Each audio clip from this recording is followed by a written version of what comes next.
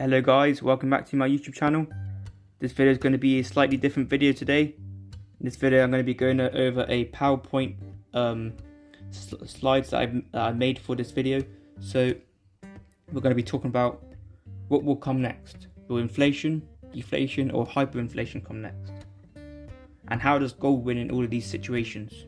So first, let us define the following terms: inflation, deflation and hyperinflation. So what is inflation? It's in the name, i.e. inflate. This is because during inflation we see prices of goods and services inflate, and inflation more generally defined as the sustained rise in prices over a period of time of goods and services. So what is deflation? It is the opposite of inflation. It is when prices of goods and services deflate. Deflation is more generally defined as the sustained drop in prices over a period of time. And what is hyperinflation? It's inflation but on a much larger scale. Hyperinflation is generally in the hundreds, thousands or millions of percent.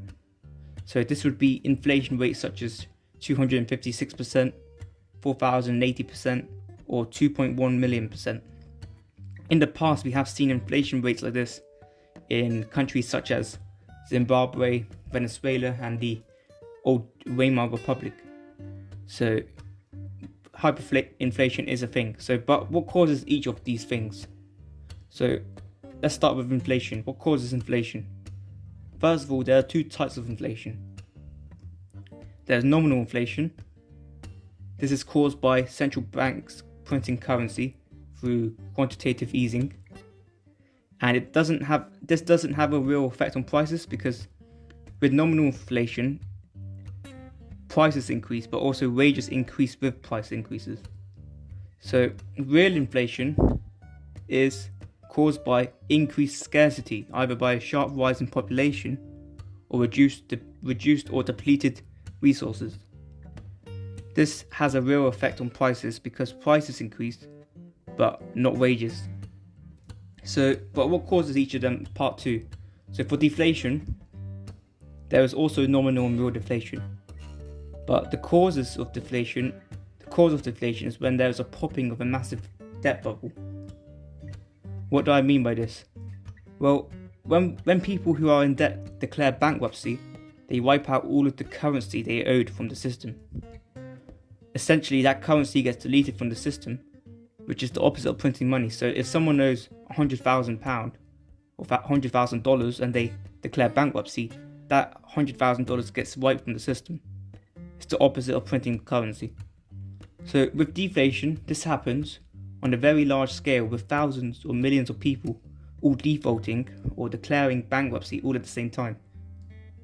This leads to a contraction of the currency supply, which causes prices to drop in the whole economy. So consumer goods drop in price and real estate drops in price. This happened in 2008 for real estate. But what causes each of them? Part 3. So hyperinflation is very straightforward. It's always caused by the overprinting of fiat currencies. How does gold perform in each scenario? So in inflation, the gold price will rise to account for the inflation. So if prices of goods and services go up by 1,000% over a 20-year period, the price of gold will also do the same, if not more. But this is because there is always a limited quantity of gold on earth that can't be printed. But with deflation, the gold price will go down with everything else that goes down in the economy, including real estate and other things like consumer goods. But there's a catch. As people panic, more buying pressure out of fear will go towards gold. This means that in percentage terms, gold will drop less than everything else dropping. If house prices crash 50%, for example, then gold may only drop 30% due to extra buying pressure, abnormal buying pressure. But in hyperinflation, this is the same as inflation, but with some fear factor as in deflation. Meaning that when prices of goods, food go up by say 2,000% in 1 year, gold will go up like, let's say 2,500%. meaning your purchasing power increases.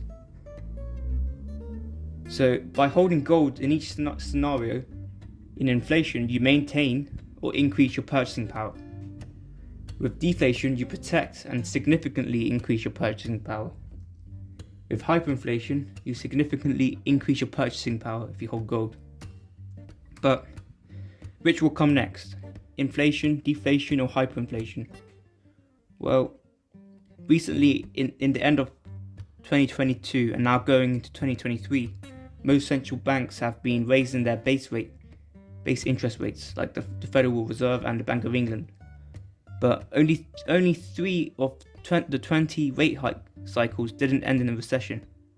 So that means the 17 last times that out of the 20 last times that they raised the bank rates, the interest rates, only 3 times it didn't end in a recession, meaning that 17 times it did. For example, with these are the only 3 times where it didn't end in a recession. For example, here in 2008, before they were raising the bank rate, the interest rates, it led to a recession straight after that, and this has been prevalent throughout history. So in a recession, we always experience deflation and negative economic growth, as well as unemployment. Rate hikes cause recession because they increase the debt burden for people, leading to bankruptcies. Because if the interest rates increase, that means you have to pay more of your debt. So deflation could be next, but it doesn't last long usually. So as the government and central bank try to prevent deflation happening, they will lower the bank rate or print more currency in order to bail out a failing economy, bailing out businesses or banks. This soon turns a situation of deflation straight into a situation of inflation or hyperinflation, because the currency supply increases significantly. So in this situation, holding gold is a no-brainer because it is unpredictable whether inflation or hyperinflation will follow on from deflation. So this chart here shows that straight after deflation, we experience high inflation of like 10 or 20% plus. So as we can see here, there was deflation and then there was inflation. Deflation, inflation. Deflation, inflation. Deflation, inflation. So deflation doesn't last too long.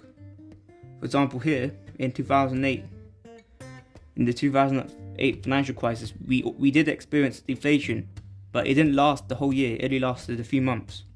That's why it looks flat on the graph here, because some months we had inflation and some months we had deflation. So deflation doesn't last long, as shown by this graph. Inflation lasts much longer than deflation. So anyway guys, hope you enjoyed the video. I hope you learned something. If you did, please hit the like button and the subscribe button, and I'll see you in the next video.